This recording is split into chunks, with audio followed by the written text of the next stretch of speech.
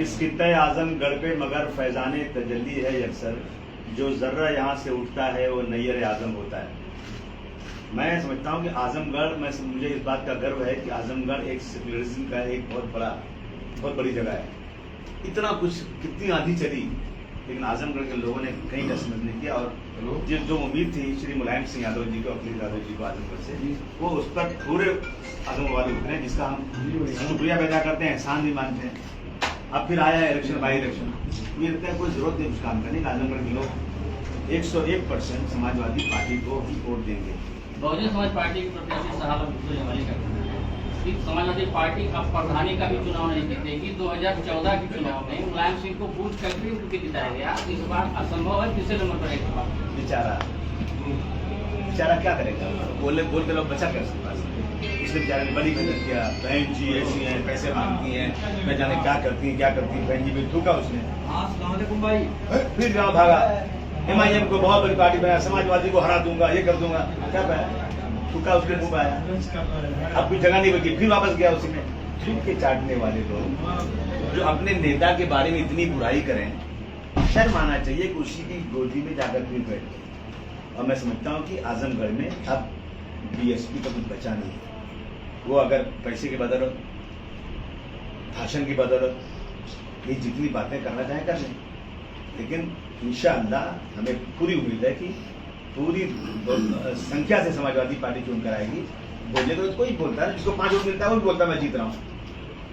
लेकिन उनका जो कहना है कि मुसलमान उनके साथ है, और 2022 के विधानसभा चुनाव में मुसलमानों देख लिया कि सपा अब सरकार बनाने की स्थिति में है नहीं। क्या बात करें, सपा बनाने की स्थिति में हो या ना हो, लेकिन सपा ही एक विकल्प है जो BJP से लड़ सकता है। आज BJP से लड़ने वाली कौन पार्टी है? BSP। कितने MLA चुनकर है भाई? जरा पूछो उस घाटे कितने MLA हैं, उसमें कौन लड़ेगा? एक MLA, वो भी 2 में जाते, फिर आप जिस दिन चाहेंगे तो समाजवादी पार्टी में लेने उसको। ये हालत है। तो कांग्रेस क्या है? 2 MLA चुन के आए, लड़ेगा कौन? लड़ाई कौन लड़ रहा है? ये देखिए, बातें कुछ भी करें। और मुसलमान जो है ना वो बिकाऊ नहीं है। मुसलमान अपनी इज्जत आबरू के लिए अपनी जान भी देने को तैयार रहता है। मुसलमान कभी बोल नहीं सकता कि आजमगढ़ को, अगर आजमगढ़ में कुछ भी काम हुआ है तो अखिलेश यादव ने किया। 2012 से 17 तक अगर ये लिस्ट उठा कर देख लिया जाए ना, तो मैं दावे के साथ कह सकता हूँ कि भारतवर्ष जब से आज़ाद हुआ है 47 से आज तक, 2012 से 17 तक जो अखिलेश यादव जी ने सबके लिए किया, मैं नहीं कह रहा सबके नहीं किया, लेकिन माइनॉरिटी के लिए नहीं किया। मुझे बताइए, हम लोग जब मैं MP था, जब मैं खड़ा था, तो लोग कब्रिस्तान के लिए चंदा मांगते थे, इधर दे दिए 10,000 रुपया, 20,000 रुपया, बम्बई आते थे, कहाँ से मांगते थे। लेकिन समाजवादी की उस्मानी सरकार आई, मुझे बता दो आज तक कौन सी सरकार ने कब्रिस्तान के पैसे दिए? शमशान बनाया तो कब्रिस्तान नहीं बनाया, ये समाजवादी पार्टी नहीं किया। बताओ तो कौन सी पार्टी ऐसी है जिसने एक टर्म में 2 DGP मुसलमान नाइक रिजवान अहमद को बनाया, उसके बाद एक जावेद अहमद को बनाया? कौन सी पार्टी है जिसने चीफ सेक्रेटरी बनाया मुसलमान? इतराओ मत आप लोग, सच्चाई देखो। ये लोग बहकाने जाएंगे, ये बताइए ना। और समाजवादी पार्टी ने जितने काम किए हैं, मैं समझता हूँ किसी ने इतना माइनॉरिटी नहीं करी। एक बोलना होता है, एक करना होता है। बोलते कम है, करते ज्यादा है। और कोई मुझसे डिबेट कर लेना आके, मैं आजमगढ़ में हूँ, मैं अपने तमाम साथियों से कहना चाहता हूँ जो लोग नाराज हैं, आइए हमारे साथ बैठिए, मैं और आप मिलकर तय करेंगे कि हमारे लिए अच्छा क्या है। आप नाराज हैं तो नाराज क्यों? नहीं, आप कह रहे हैं ना कि वो मुसलमान नहीं आएंगे। उनका कहना है गुड्डू जमाली का, हमारा नहीं। गुड्डू जमाली बेचारे को मैं अभी बोल दूं कि आज यहाँ आ जाए, तभी आगे खड़ा हो, एक पैर पे खड़ा समाजवाद में आने के लिए, लेकिन समाजवादी पार्टी के लोग लेने को तैयार नहीं है। तो क्या कह रहे हैं, अंगूर खट्टे हैं। कितनी मेहनत किया उसने आने के लिए, लेकिन यहाँ हमारे जो अध्यक्ष हैं, जिला अध्यक्ष, जब तक उनका परमिशन नहीं होगा, उनसे मिले नहीं हुए यहाँ पे, किसी से बात नहीं किया उन्होंने, वो डायरेक्ट पहुंच गया अखिलेश यादव जी के यहाँ। तो हमारी पार्टी निचले सतह से चलती है। यहाँ के जो कार्यकर्ता हैं, यहाँ जिन्होंने समाजवादी पार्टी की बुनियाद रखी हुई है, इन लोगों को आप पास करके चले जाओगे उधर। अभी भी सवेरा है, माफी मांग लो, इस इलेक्शन को मिलने वाला नहीं है उनको, और जितना चाहे जिला वो तो कह रहे हैं कि मैं आजमगढ़ बेटा हूँ, बाकी दोनों प्रत्याशी भाजपा और सपा के भाई हैं। हम भारतवर्षी बैठे हैं। और ये जो ना, ये कुत्ते का एक स्थान होता है, शेर का स्थान नहीं होता, कहीं घूमता रहता है। भारतवर्ष हमारा पूरा है। आजमगढ़ हो, गाजीपुर हो, पूरा UP हो, कहीं से लड़ सकते हैं। एक आदमी जो एक ही जगह की बात करता है, हर जगह की बात करते हैं। और भाजपा के लोगों का कहना है कि आजमगढ़ की जनता सैफई परिवार से मुक्ति चाहती है। आजमगढ़ की जनता सभी परिवार से बहुत मोहब्बत करती है। और सैफई के जो नेता हमारे मुलायम सिंह यादव जी ने, उन्होंने कहा कि मैं सैफई की तरह से भी आजमगढ़ को कहता हूँ। एक बार नहीं 25 बार कहा उन्होंने कि जब मैं अपनी मीटिंग की शुरुआत करता हूँ तो मैं आजमगढ़ से करता हूँ। ये बड़ी बात नहीं है क्या? निरहुआ तो अपने हर सभा में गाना गा रहे हैं कि अखिलेश भैया हुए फरार, निरहुआ डटल है। हाँ, निरहुआ सटल रहा है ये धंधा उसका है, ठुमका मारे जाके। अरे वो ठुमके मारने वाली जरूरत नहीं यहाँ पर। यहाँ पर किसी अच्छे आदमी की जरूरत है जो जानता है किसान की जरूरत क्या है, जानता है मजदूर की जरूरत क्या है, आजमगढ़ का विकास कैसे हो सकता है, असेंबली पार्लियामेंट में बहस कैसे की जाती है, इसकी जरूरत है। और इस देश में सबसे अच्छा जो परिवार है, राजनीतिक परिवार, वो श्री मुलायम सिंह यादव जी का है। और हमें खुशी इस बात की कि नेताजी ने आजमगढ़ को चुना। लेकिन एक ऐसा विमर्श है, ये मानता है कि नेताजी परिवार कोई चुनता है तो आता ही नहीं आजमगढ़। अरे भाई साहब, नेताजी भाई चुनता, नेताजी की नजर रहती है यहाँ पर। नेताजी के एक नहीं 50 हाथ यहाँ पर हैं, 50 अंग उनके हैं, वो सब देखते रहते हैं। ये क्या होता है, ये टेलीफोन पे हमेशा खड़े रहते हैं।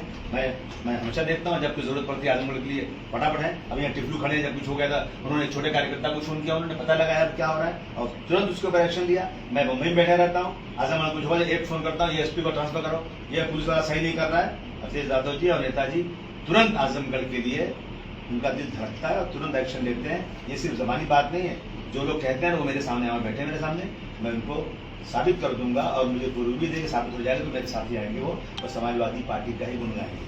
भाजपा की सरकार रहते हुए लगता है आपको इलेक्शन हो पाएंगे? क्योंकि जिस तरह से नामांकन के दिन भाजपा सपा के लोगों को बाहर कर दिया गया और स्वतंत्र अंदर में।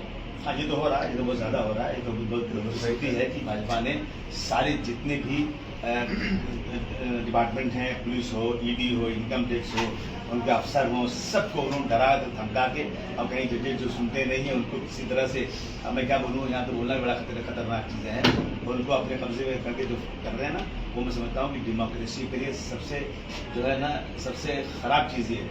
और मैं यहाँ कहने आया हूँ कि दोस्तों होशियार हो जाओ, ये देश कहीं ऐसा ना हो कि श्रीलंका की तरह हो जाए।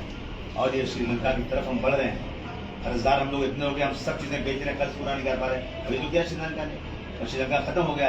आज जो अच्छे लोग हैं, जो विद्वान हैं, जो जानते हैं अर्थशास्त्र क्या है, इकोनॉमी क्या होती है, वो कह रहे हैं मेरा देश श्रीलंका की तरह से आगे बढ़ रहा है। मैं आजमगढ़ के लोगों से कहने आया हूँ, दोस्तों और साथियों, आइए हम सब जोड़कर बैठें। और आजमगढ़ एक बहुत ही अच्छी जगह है, सेकुलर लोग हैं, हमारे यहाँ कोई हिंदू मुसलमान कोई अंतर ही नहीं है, हम लोग हिंदू लोगों के गोद में बड़े हुए यहाँ पर।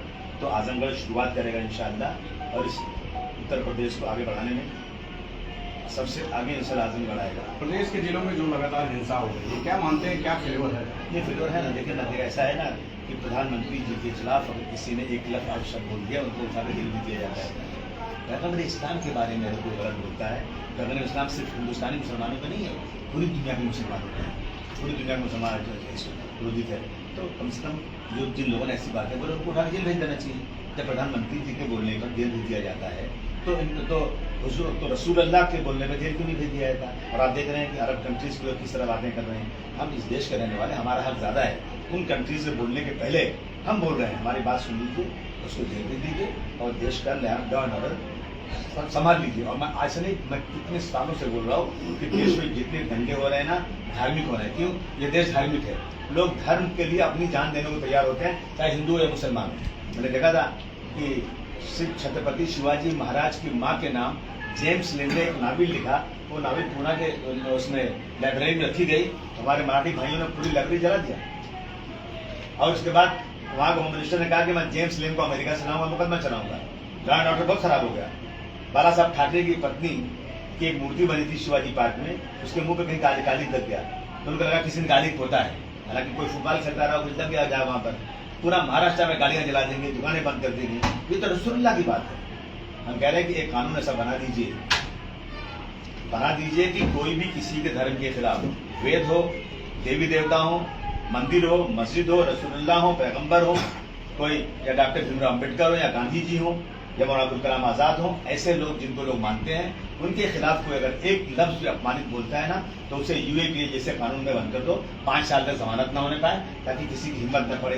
इन बोलने की वजह से आज क्या हो रहा है, एक औरत ने बोल दिया, शर्मा ने, पूरा देश खड़ा हो गया है, कितने लोग जेल चले गए, कितने लोग मर गए, और ये जो है आंदोलन रुक नहीं रहा है। इसे और कीजिए, देश से अमन अमान कायम रखने के लिए कानून बना देना बहुत जरूरी है। सर आपके भी एक एमएलसी है लाल बिहारी यादव, आजमगढ़ के रहने वाले, उन्होंने भगवान सिंह के खिलाफ बहुत ही आपत्तिजनक टिप्पणी की थी, पार्टी की कोई कार्रवाई नहीं की। मैं गवर्नमेंट में भाई कहता हूँ ना कि सीधा सीधा फिर होने, अगर उन्होंने ऐसा किया तो बिल्कुल केस होना चाहिए, चाहे मेरे एमएलसी हो किसी के एमएलसी हो, अगर उन्होंने भगवान के खिलाफ कुछ बात किया है तो जरूर पे कार्रवाई होना चाहिए। सर जिस तरह से हिंसक झड़प के बाद बुलडोजर चल रहा है, कानपुर में चल रहा है, प्रयागराज में चल रहा है, इसको आप कितना सुने? ये तो डेमोक्रेसी का कत्ल है ना, लोकशाही की हत्या हो रही है, कानून खत्म हो गया है, हिटलर की तरह से काम हो रहा है, जो चाहो करो। तो मैं समझता हूँ कि इस पे लोगों को खड़े हो जाना चाहिए, हर चीज भारत के संविधान के मुताबिक कार्रवाई होनी चाहिए। किसी का अगर इलीगल है तो उसको नोटिस जाए, मिले उससे चेक किया जाए, उसको चांस मिले, उसके बाद में कार्रवाई होना चाहिए। यहाँ तो ऐसा है कि जो मेरे खिलाफ होगा उसको सीधा बुलडोजर करा दो। सर आखिरी सवाल, कितनी मार्जिन से जीत रहेगी आज? ये लगता है कि कम से कम लाख सवा लाख तो कहाँ है ना? हाँ, अरे हम लोग 2.5-3 के बीच। 3 लाख में जानते हैं, मुझे मालूम नहीं 3 लाख 3 लाख की जीत हुई। लेकिन सर सवाल ये है कि 2019 में अखिलेश जी जीते, सपा बसपा गठबंधन था, अब अकेले लड़ रहे हैं तो टफ फाइट तो मानते हैं। अब ज्यादा फायदा है। हमें भाजपा जब पहले लड़े थे ना तो कितनी थे, 47 सीट चुन के आए, 47। हाँ जी। और अब अकेले लड़े तो कितनी चुन के आए, 125 सीट चुन के आए। तो अब हमको किसी के बैसाखी की जरूरत नहीं, हमने गलती किया था।